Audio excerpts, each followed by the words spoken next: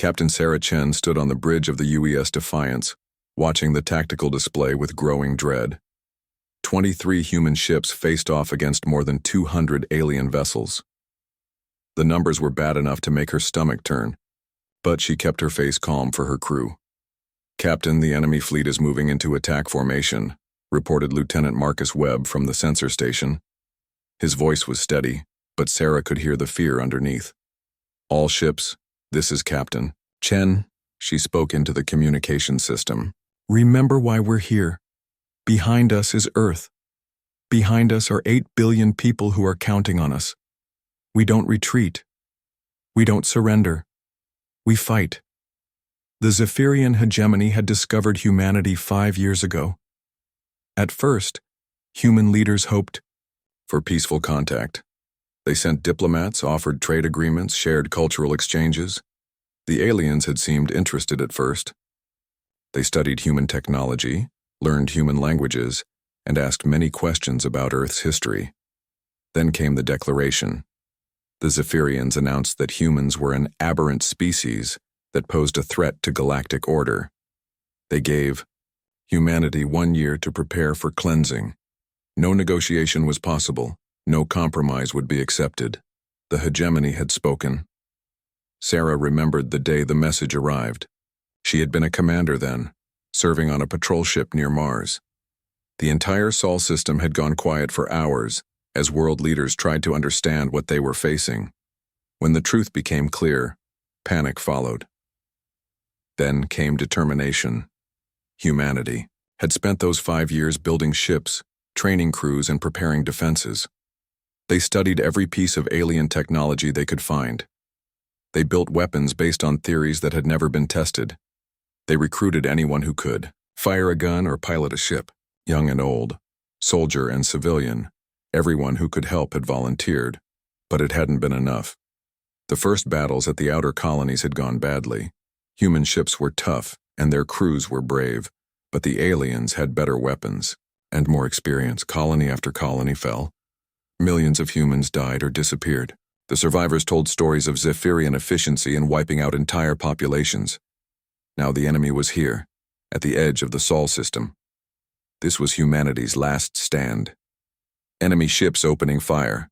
Webb called out. The space around them lit up, with energy beams and missile trails.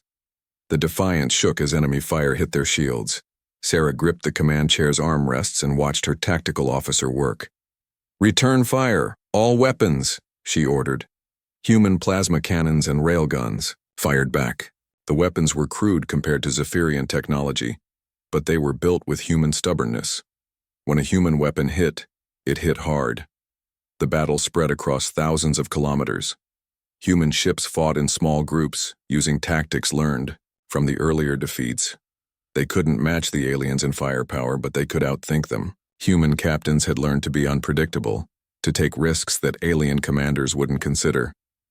Captain Torres in the UES Hammer performed a dangerous maneuver, using Jupiter's gravity to sling his ship around and attack from an unexpected angle.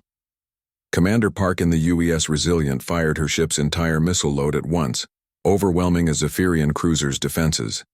Each human ship fought with the creativity born of desperation, but creativity could only do so much against overwhelming numbers. "We've lost the courage," Webb reported, his voice breaking slightly. "The Valiant is heavily damaged and falling back. The Thunder isn't responding to communications." Sarah watched the tactical display update. Red dots representing human ships winked out one by one. Green dots showing enemy vessels barely seemed to decrease. For every alien ship they destroyed, humanity lost 2 of their own. "Captain, incoming message from Admiral Rodriguez on the Phoenix," the communications officer announced. Sarah activated the channel. Admiral Rodriguez appeared on the main screen, his uniform torn and blood on his forehead. Behind him, smoke filled the Phoenix's bridge. "Sarah, we can't hold this line much longer," he said. "My ship is dying, half the fleet is gone. I'm ordering a fighting retreat to the inner system." "Sir, if we fall back, they'll be able to attack Earth directly," Sarah replied. "I know, but if we stay here, we'll all die for nothing. At least near Earth, the planetary defense platforms can help." The Admiral's image flickered as the Phoenix took another hit. "That's an order, Captain. All ships fall back to Earth orbit." Sarah felt her heart sink. She had known this moment would come, but it still hurt. "Understood, Admiral. All ships, begin retreat to Earth. Fighting withdrawal. Formation Gamma." The human fleet began to pull back, firing as they moved. The Zephyrian ships followed, their formations perfect and deadly. Sarah watched enemy vessels close in on damaged human ships that couldn't keep up. The explosions that followed lit up the darkness between the planets. The Defiance was falling back with the rest when enemy fire overwhelmed their rear shields. The ship shook violently as explosions ripped through the lower decks. "Hull breach on Deck 7, the damage control officer shouted. "We're losing atmosphere in sections 12 through 15. Seal the breaches. Reroute power to the remaining shields," Sarah ordered. More enemy fire struck them. Systems failed across the ship. The lights flickered and the artificial gravity fluctuated. Sarah could smell smoke in the recycled air. "Captain, the Zephyrian command ship is moving to intercept us," Webb reported. "It's the big one, the flagship. They're targeting us specifically." Sarah looked at the tactical display. The massive Zephyrian command vessel was indeed moving toward the Defiance. It was 3 times the size of any human ship, bristling with weapons that could destroy her vessel in seconds. "They want to make an example of us," she said quietly, then louder. "All hands prepare for ramming speed. If we're going down, we're taking them with us." The crew began preparing for what they all knew would be a suicide attack. But before Sarah could give the final order, something impossible happened. Space itself began to shimmer near the battlefield. It was like looking at heat waves rising from hot pavement, but in the vacuum of space. The distortion grew larger and more visible. "What the hell is that?" Webb whispered. Every ship in both fleets stopped firing. Human and Zephyrian crews alike stared at the strange phenomenon developing before their eyes. The shimmer grew stronger, more defined, until it looked like a hole was being torn in reality itself. Then something emerged. It was a ship, but unlike anything Sarah had ever seen. It was massive, easily 3 times larger than the Zephyrian flagship. Its hull seemed to bend light around it, making it hard to look at directly. The design was strange, flowing and organic in some places, sharply angular in others. It bore no markings that anyone recognized. The mysterious vessel hung in space between the human and Zephyrian fleets. Both sides waited to see what it would do. Sarah found herself holding her breath, wondering if this new arrival would be humanity's salvation or their final doom.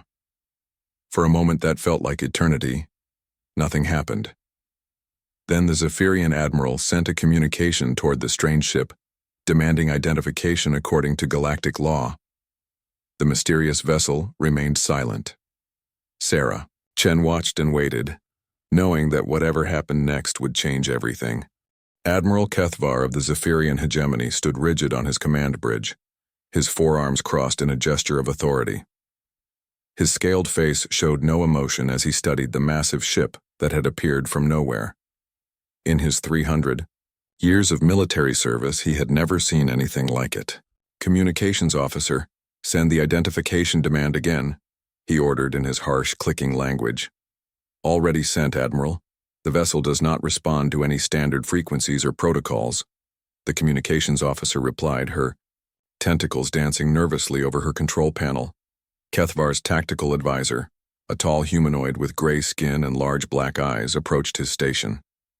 "Admiral, the ship's configuration does not match any known species in our database. The hull composition appears to use materials we cannot identify." "Another primitive species, no doubt," Kethvar said dismissively. "Perhaps they developed some interesting technology before we found them. It matters little. They will be cleansed along with the humans." The admiral studied the tactical display. The human fleet was still retreating, but slowly. Their ships were damaged and barely functional. It would take only minutes to finish them once this new distraction was dealt with. "All ships target the unknown vessel," Kethvar commanded. "Full weapons. Show them the power of the hegemony."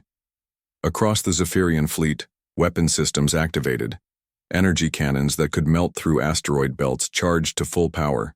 Missile systems loaded with warheads capable of cracking planets prepared to fire. The combined firepower of 200 ships focused on the single mysterious vessel. Fire, Keithvar ordered. The space around the unknown ship filled with deadly energy. Plasma beams, particle cannons, and high explosive missiles struck the vessel from every direction. The attack was so intense that it created a miniature sun of destructive force. When the light faded, Keithvar expected to see debris and wreckage. Instead, the mysterious ship floated unchanged. Not a single mark appeared on its strange hull. The shields around it flickered briefly with absorbed energy, then returned to normal. "Impossible," whispered the tactical advisor. On the human ships, crews watched in amazement. Captain Chen leaned forward in her chair, hardly believing what she was seeing. "Did our sensors record that correctly? Their shields absorbed everything?" "Yes, Captain," Webb confirmed, his voice filled with awe.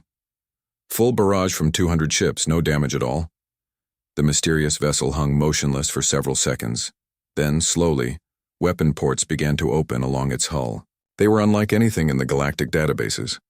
Not the straight lines and obvious gun barrels that most species used, but flowing, organic-looking openings that seemed to pulse with internal light. What happened next defied everything that both humans and Zephyrians understood about space warfare. The strange ship fired, but its weapons didn't behave like normal weapons. Instead of energy beams that traveled in straight lines, these weapons seemed to bend space itself. The attacks appeared as ripples in reality that moved toward their targets like waves through water. When the waves struck the first Zephyrian ships, something impossible happened. The energy passed right through their shields, as if the shields weren't there. The beams struck the hulls and began to phase through the metal itself, causing the ship's internal systems to simply stop working.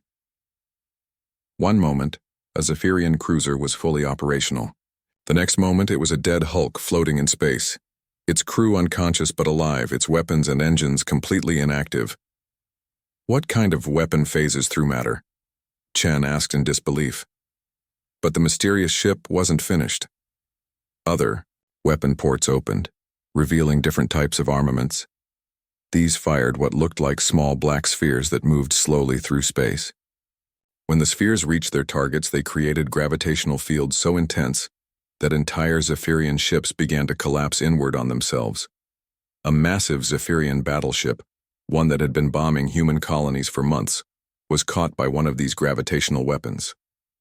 The crew had only seconds to scream before their ship was crushed into a ball of metal, no larger than a fighter craft. On his command bridge, Admiral Keithvar watched his fleet being destroyed by weapons that shouldn't exist. Ships that had conquered 100 worlds were being eliminated like insects.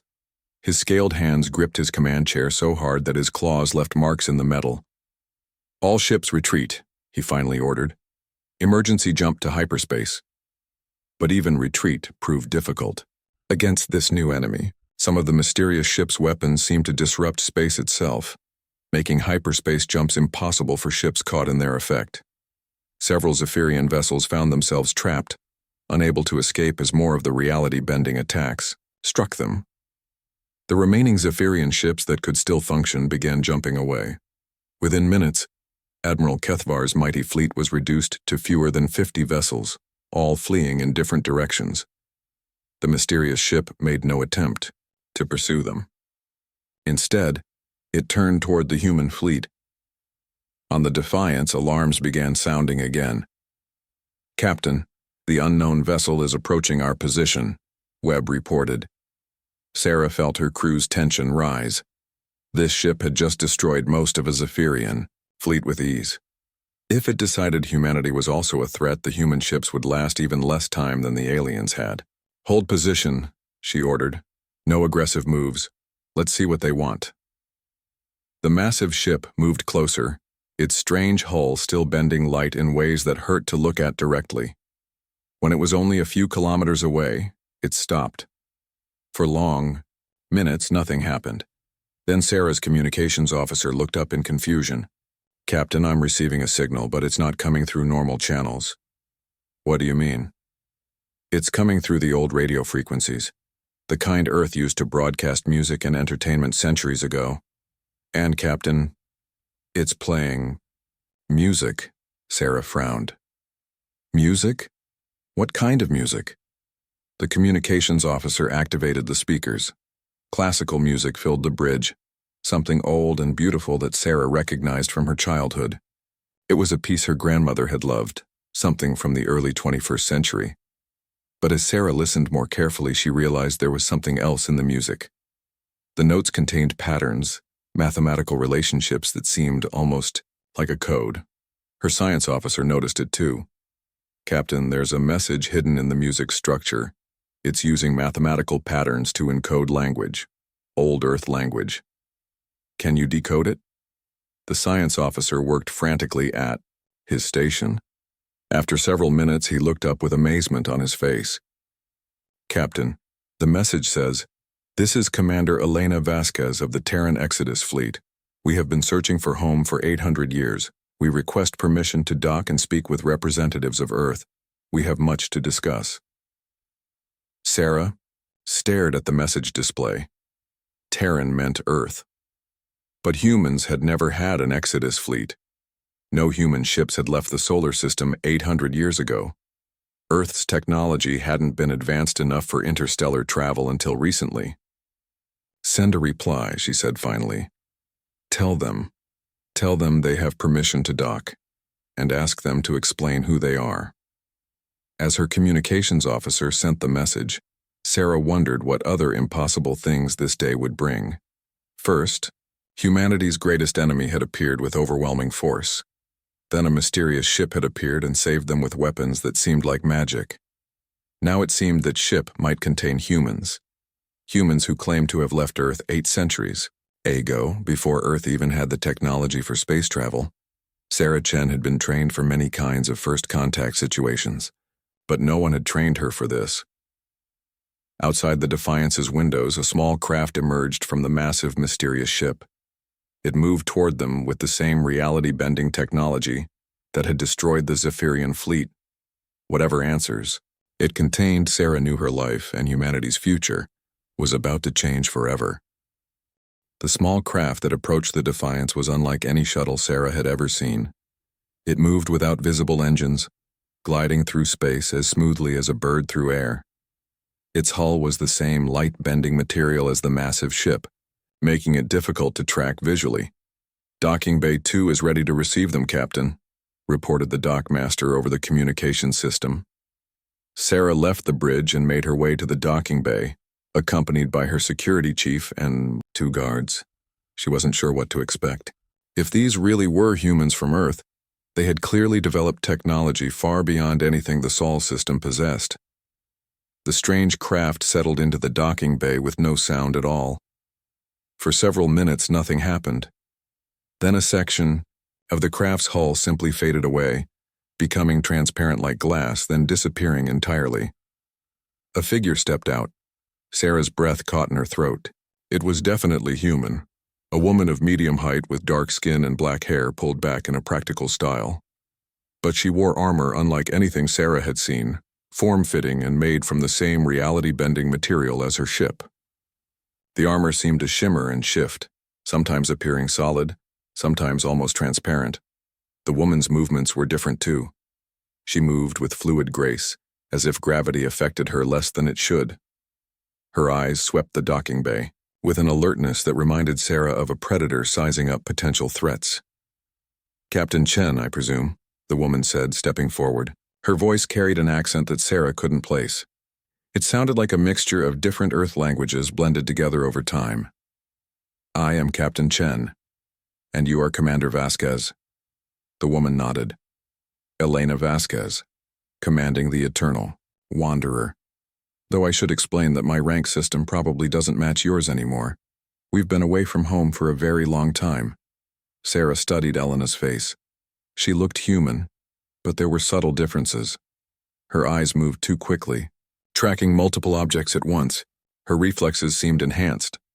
When a piece of debris fell from the docking bay ceiling, she caught it without looking up, as if she had known it was going to fall before it happened. "Commander Vasquez, with respect, I need to understand what's happening here. Our records show no Exodus fleet leaving Earth 800 years ago. Humanity didn't have interstellar travel technology then. Elena's expression grew sad. No, we didn't. That's why the mission went wrong.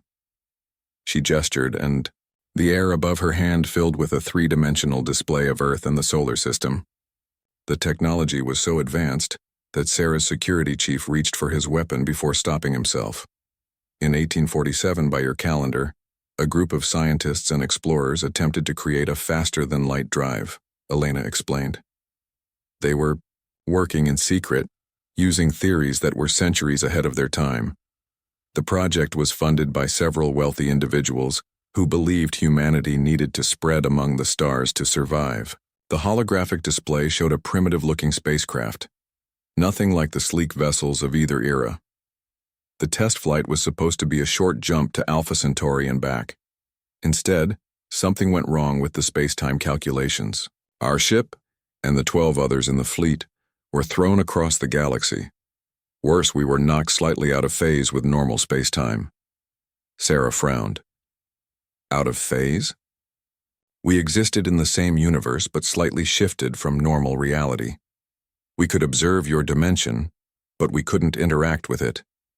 We couldn't return home.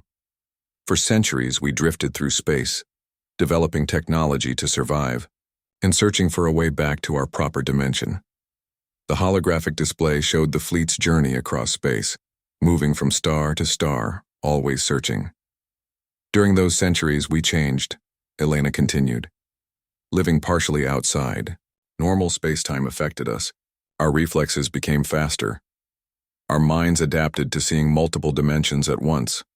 We developed intuitive understanding of physics that normal humans couldn't grasp. Sarah noticed Elena's eyes tracking movements in the docking bay that no one else could see. Is that how you can build weapons that phase through matter? Among other things, yes. When you exist partially outside normal reality, you learn to manipulate the boundaries between dimensions. How many of you are there? 12 ships. About 40,000 people total. We've maintained our population carefully during the long journey. We've also preserved Earth culture as best we could, though I'm sure it's changed significantly from what we remember. Sarah thought about the implications. 40,000 humans with technology centuries beyond Earth's current level. Why did you help us against the Zephyrians? Elena's face hardened. We've been monitoring galactic communications for decades, waiting for the right moment to return to normal space-time. We learned about the hegemony and their campaign of genocide. They've destroyed dozens of species across the galaxy, always claiming those species were aberrant or dangerous. The holographic display showed the devastation the Zephyrians had caused. Dead worlds, extinct civilizations, entire star systems left empty. When we finally managed to phase back into normal reality and detected radio signals from Earth, we arrived to find our homeworld under attack. The choice was simple. But you could have stayed hidden, observed from a distance. Why risk revealing yourselves? Elena looked surprised by the question. Because they were attacking Earth. Because they were trying to wipe out humanity. Did you think we would just watch our own species be destroyed? Sarah felt a warmth in her chest at those words. Despite 8 centuries of separation, despite the vast technological differences, these people still considered themselves human, still felt loyalty to their origins. What happens now? Sarah asked. Elena's expression became more serious. Now we have a decision to make. The hegemony won't give up. Today's battle was just a forward scouting force. Their main fleet is much larger, and they have allies throughout this part of the galaxy. How large? Our estimates suggest they can field over 5,000 ships if they commit fully to destroying humanity. Even with our technology, 12 ships can't fight those numbers. Sarah felt her heart sink. She had hoped the mysterious ships represented salvation, but it seemed they had only delayed the inevitable. Elena seemed to read her thoughts.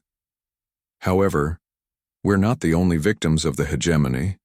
There are other species that have survived their attacks. Refugees, survivors, scattered groups hiding throughout the galaxy.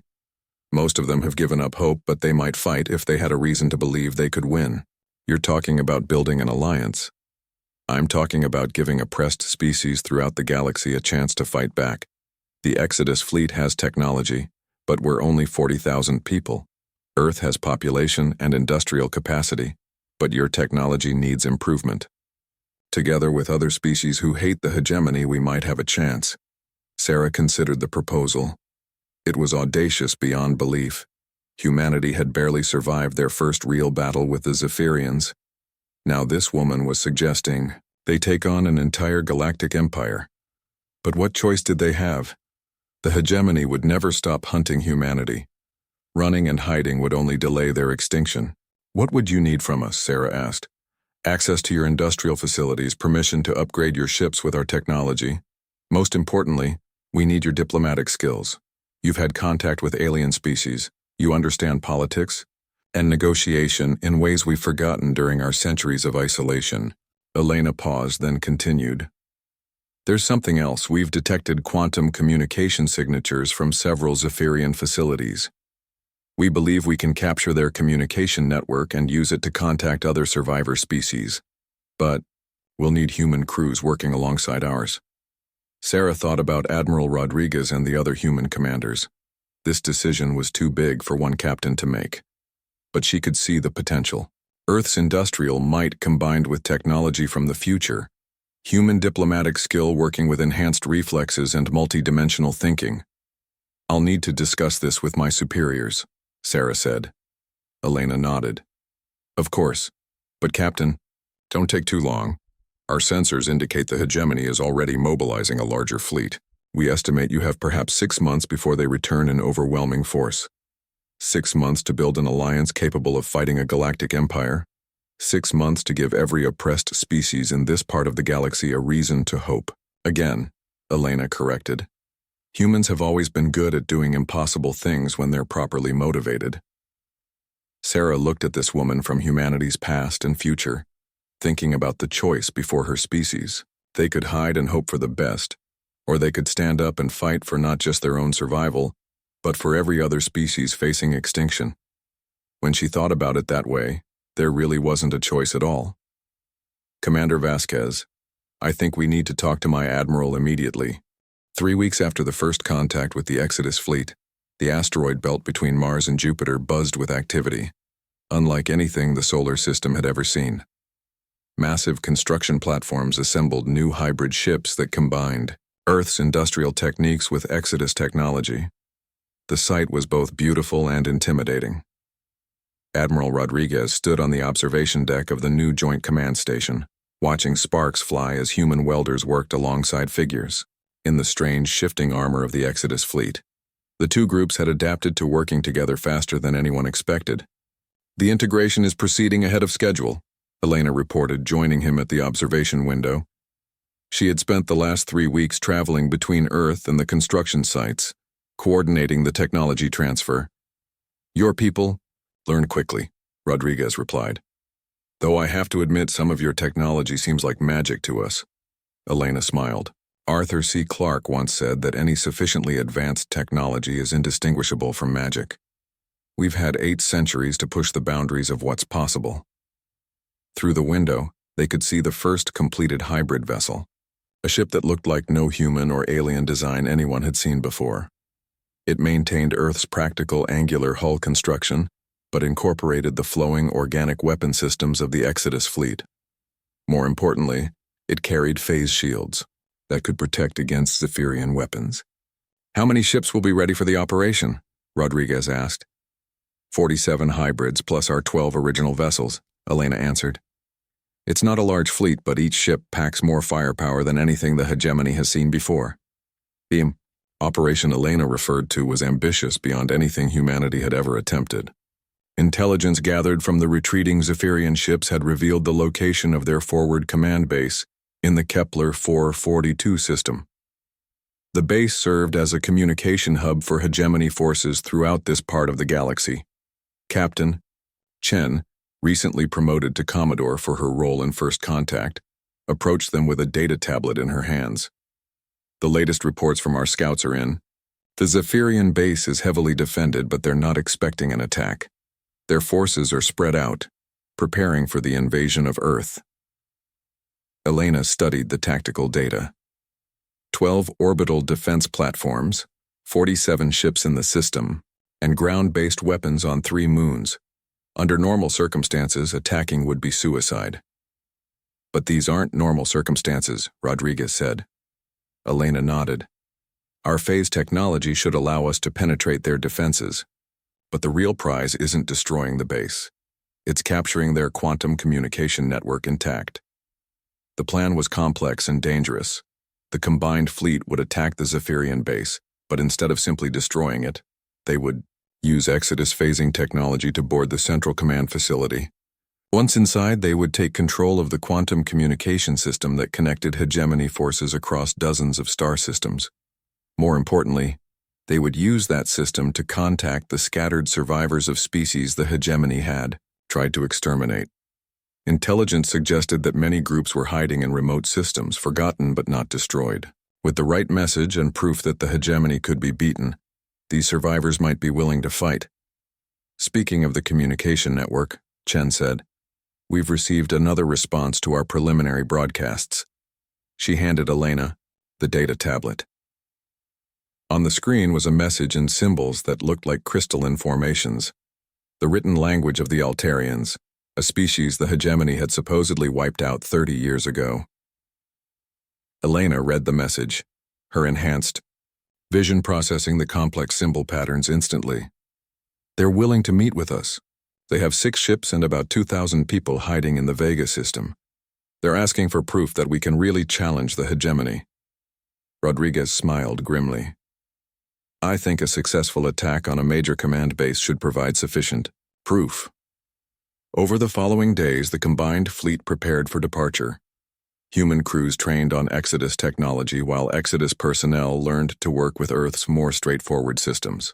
The cultural exchange was fascinating. Earth humans were impressed by the Exodus fleet's almost supernatural abilities, while the Exodus people were amazed by how much Earth's technology had advanced in their absence. Dr. Maria Santos, Earth's leading xenobiologist, worked closely with Exodus scientists to understand the enemy they faced. The Zephyrians aren't evil in the way we understand it, she explained to a joint briefing. Their entire culture is based on the belief that the galaxy belongs to superior species, and that eliminating inferior ones is a moral necessity. Commander Torres, Elena's second in command, nodded. We encountered similar attitudes during our travels. Species that see themselves as gardeners removing weeds from the galactic garden. The difference is that most species with those beliefs focus on 1 or 2 targets, Dr. Santos continued. The hegemony is systematic. They have a plan to eliminate every species they consider aberrant. According to our analysis, that includes about 60% of all sapient life in this galactic region. The briefing room fell silent as the implications sank in. This wasn't just about humanity's survival, it was about preventing one of the largest genocides in galactic history. Elena stood up. Which is why we can't afford to fail. The fleet departs in 6 hours. All crews to battle stations. The journey to Kepler 442 took 2 days through hyperspace. The combined fleet traveled in formation, with Exodus ships providing phase shielding for the hybrid vessels. It was humanity's first major interstellar military operation, and everyone knew the stakes. When they dropped out of hyperspace at the edge of the Kepler 442 system, the sight that greeted them was sobering. The Zephyrian base was massive, a collection of interconnected stations and defensive platforms surrounding a central command complex. Patrol ships moved in regular patterns around the installation. Sensors are picking up 49 enemy vessels, not 47, as intelligence reported, announced the tactical officer on Elena's ship, the Eternal Wanderer. They've reinforced since our scouts were here, Rodriguez observed from his position on Chen's hybrid ship, the New Defiance. But not by much, they're still not expecting us. Elena studied the tactical display. The Zephyrian base was formidable, but it was designed to fight conventional enemies using conventional tactics. They had never faced phase weapons or ships that could exist partially outside normal spacetime. All ships, this is Elena, she broadcast to the fleet. Remember the plan. We hit hard and fast. The hybrid ships engage their fleet while the Exodus vessels phase strike the command center. No unnecessary destruction. We need that communication network intact. Exodus fleet, this is Commodore Chen, came the response from the human contingent. Earth ships are ready. Let's show them what happens when you threaten our home. The battle began with the Exodus ships simply vanishing from normal space. To Zephyrian sensors, 12 powerful vessels had simply stopped existing. Before the enemy could react to this impossibility, the ships reappeared inside their defensive perimeter, their phase weapons already firing. The effect was devastating. Zephyrian ships that had been confident in their shields found energy beams passing through their defenses as if they weren't there. Defensive platforms designed to stop massive assaults found themselves being destroyed by weapons that attacked from multiple dimensions at once. At the same time, the hybrid ships engaged the Zephyrian fleet in more conventional combat. But even conventional took on new meaning when human tactics combined with Exodus technology. Human captains used their creativity and unpredictability to outmaneuver enemy ships, while phase-enhanced weapons made their attacks far more effective than the Zephyrians expected. Captain Morrison in the hybrid ship Vengeance used a tactic that would have been impossible with Earth technology alone. He phased his ship partially out of normal space, allowing him to pass through a Zephyrian cruiser's hull and fire from inside their shield perimeter. The enemy ship was destroyed before its crew could understand what had happened. Meanwhile, Elena led a strike team aboard the central command station. Using personal phase generators, her team walked through the station's hull as if it were made of air. They appeared in the main control room before the Zephyrian commanders could react. The alien officers reached for their weapons, but Elena's enhanced reflexes made her faster than they could follow. Her team secured the control room in seconds, capturing the communication equipment intact. Rodriguez, Chen, this is Elena, she broadcast. We have the communication center. Beginning data extraction now. The quantum communication network contained more information than they had hoped, star charts showing the locations of hegemony fleets, intelligence reports about survivor species hiding throughout the galaxy. Most importantly, communication frequencies for reaching those survivors. But there was something else in the data that made Elena's enhanced mind race with possibilities. The network showed the locations of hegemony research facilities, places where captured members of extinct species were being held for study before their final elimination. Rodriguez, we have a problem and an opportunity, Elena reported. There are prison facilities throughout hegemony space. Thousands of 6 months after the attack on Kepler 442, Sarah Chen stood in the command center of Liberty Station, watching one of the most remarkable sights in galactic history. Through the massive transparent aluminum windows, she could see a fleet unlike anything that had ever existed. Over 300 ships from dozens of different species floated in formation around the station. There were the sleek silver vessels of the Altarians, shaped like crystals that caught and reflected starlight. The dark organic-looking ships of the Vorthak, whose hulls seemed to pulse like living things. The geometric craft of the Zenthrians, all perfect angles and mathematical precision. And scattered throughout the alien vessels were human ships, both the advanced hybrids created with Exodus technology and newer designs that combined the best ideas from all their new allies. The final contingent just arrived, reported Commander Park, Sarah's new operations officer. That's every species we managed to contact, every survivor group that was willing to fight. Elena approached the observation window, her enhanced senses taking in details that normal humans couldn't see. During the past months, she had become the unofficial coordinator of the Alliance, her centuries of experience and dimensional awareness helping her understand the needs of species that thought in completely different ways. How many ships total? Sarah asked. 347 combat vessels, Elena replied, plus another 200 support ships for logistics, medical care, and evacuation operations. The largest multi-species fleet in recorded galactic history. It hadn't been easy to build the Alliance. Many of the survivor species had spent decades hiding, afraid to trust anyone. The hegemony's systematic genocide had created deep trauma among the survivors. Some groups had become so paranoid that they attacked anyone who approached their hiding places.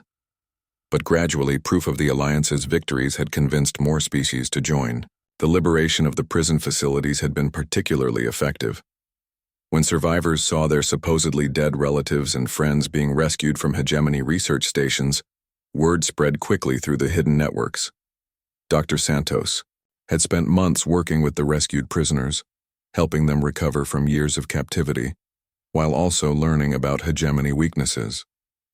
The intelligence they provided had been invaluable for planning the current operation. Dr. Santos, what's the status of the rescued prisoners? Sarah asked through the communication system.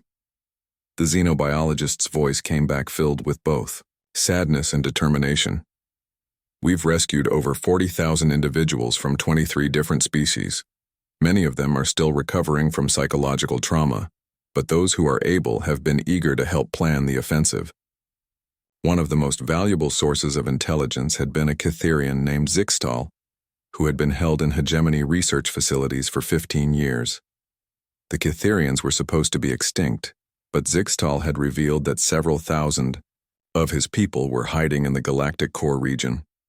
More importantly, he had detailed knowledge of hegemony ship designs and tactical doctrines from his years of forced cooperation with their research programs. The hegemony thinks in very rigid patterns, Zixtal had explained during one briefing, his translator device struggling with his complex language. They believe their way of warfare is perfect because it has worked against every species they've encountered. They have never faced an alliance like this, with so many different fighting styles working together. That insight had shaped the Alliance's strategy. Instead of trying to fight the hegemony using unified tactics, they embraced diversity.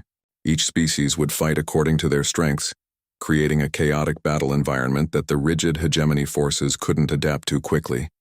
Admiral Rodriguez joined Sarah and Elena at the observation window. He had aged visibly during the past months, the stress of coordinating humanity's first galactic war showing in his gray hair and tired eyes. But he had also grown into his role as one of the Alliance's senior commanders. The final intelligence reports are in, he announced. The hegemony is assembling their full fleet at the Rigel system. Over 5,000 ships, including their new dreadnoughts. Elena studied the tactical displays that appeared in the air around them. Her enhanced vision processed the complex three-dimensional battle projections faster than anyone else could follow. 5,000 against 347, she mused. In conventional warfare, those odds would be hopeless. But this isn't conventional warfare, Sarah pointed out. We have advantages they can't account for. She was right. The Alliance fleet had capabilities the hegemony had never encountered. Human creativity combined with Exodus phase technology. Altarian crystal ships that could focus and amplify energy in ways that defied physics. Vorthak bioships that could regenerate damage during combat. Zenthrian vessels with defensive systems based on mathematical principles the hegemony didn't understand. Most importantly, they had something the hegemony had never faced. Species fighting not for conquest, but for survival and freedom. All fleet. Commanders, report to the main briefing room, Rodriguez announced over the communication system. The briefing room was a testament to the Alliance's diversity. The space had been modified to accommodate species with different atmospheric requirements, gravity needs, and physical forms. Humans sat beside creatures that looked like living crystals, while others floated in specially designed fluid-filled chambers. Elena took her position at the central holographic projector. The hegemony fleet is massing at Rigel, just as we expected. Intelligence indicates they plan to split into 3 attack groups, targeting Earth, the Altarian refuge system, and the Vorthak colonies simultaneously. The holographic display showed the hegemony's planned attack routes. It was a logical strategy. Strike at the 3 largest population centers in the Alliance simultaneously, forcing the defenders to split their forces. However, Elena continued, they're not expecting us to attack them first. A murmur of approval went through the diverse assembled commanders. Captain Vexahai of the Altarians generated a harmonic sound that translated as agreement. Commander Gorthol of the Vorthak made a gesture with his tentacles that indicated satisfaction with the plan. The operation is simple in concept but complex in execution. Elena explained. We attack the hegemony fleet while they're still concentrated at Rigel. Hit them hard before they can spread out and use their numbers advantage. Sarah stood up to address the room. This will be the largest battle in galactic history. Many of us won't survive. But we're not just fighting for our own species anymore. We're fighting for the right of every thinking being to exist without fear. The Catherian Zixtal spoke up, his translator device conveying his words in the common, galactic language. For years the hegemony told us that resistance was futile, that we were inferior and deserved extinction. Today, we prove them wrong. Admiral Rodriguez activated additional displays showing the battle plan. The attack will begin with Exodus, ships phasing directly into the center of their formation. Human and Altarian vessels will attack from one flank, using concentrated fire to break their defensive lines. Vorthak and Zenthrian ships will hit the opposite flank, creating maximum confusion. Elena added, "The key is coordination without rigidity. Each species fights according to their strengths, but we support each other. When the hegemony adapts to one type of attack, we switch to another." The plan was audacious. Instead of the defensive battle everyone had expected, the Alliance would take the offensive. They would strike at the heart of hegemony power with everything they had. As the briefing ended and commanders returned to their ships, Sarah found herself alone with Elena on the observation deck once again. "Do you think it will work?" Sarah asked. Elena was quiet for a moment, her enhanced senses detecting subtle changes in the electromagnetic fields around the station as hundreds of ships prepared for battle. "The mathematics are against us. 5,000 ships against 300 is overwhelming odds by any calculation. But mathematics doesn't account for the human spirit, or the determination of species fighting for their very existence. The hegemony has never faced enemies who refused to surrender, who kept fighting even when victory seemed impossible." Through the windows, they could see the Allied fleet beginning to move into jump formation. Ships from dozens of worlds, representing billions of beings who had survived genocide and refused to give up hope. "You know," Elena said thoughtfully, "when the Exodus fleet first left Earth 800 years ago, we thought we were running away from humanity's problems. We wanted to find new worlds, new possibilities. And instead, you found your way back to fight for the old world." Elena smiled. "We found something better. We found out that humanity's greatest strength isn't our technology or our weapons. It's our ability to inspire others to be better than they thought they could be." The fleet jumped to hyperspace in waves, each group of ships disappearing in flashes of light. Soon, Liberty Station was alone in space, its massive windows showing only stars. In 12 hours, the Allied fleet would drop out of hyperspace at Rigel. They would face the largest military force ever assembled by the hegemony. Many would die. Some species might be wiped out entirely.